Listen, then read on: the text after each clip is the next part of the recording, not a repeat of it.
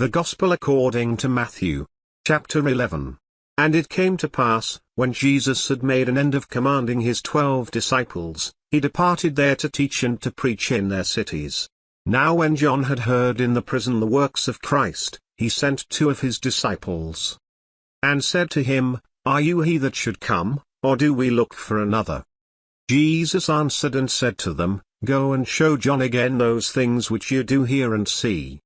The blind receive their sight, and the lame walk, the lepers are cleansed, and the deaf hear, the dead are raised up, and the poor have the gospel preached to them.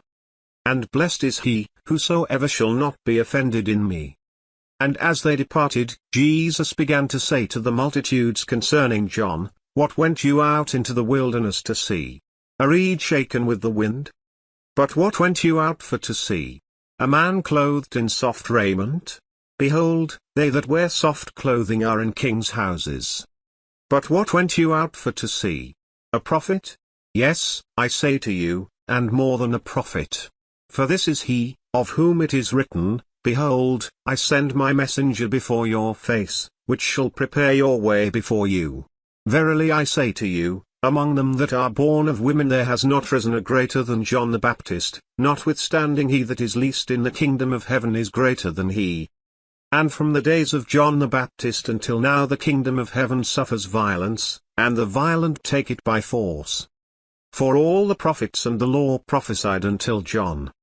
And if you will receive it, this is Elias, which was for to come. He that has ears to hear, let him hear.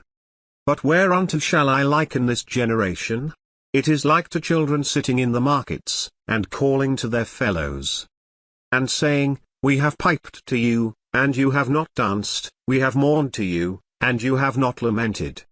For John came neither eating nor drinking, and they say, He has a devil. The Son of Man came eating and drinking, and they say, Behold a man gluttonous, and a wine-bibber, a friend of publicans and sinners. But wisdom is justified of her children.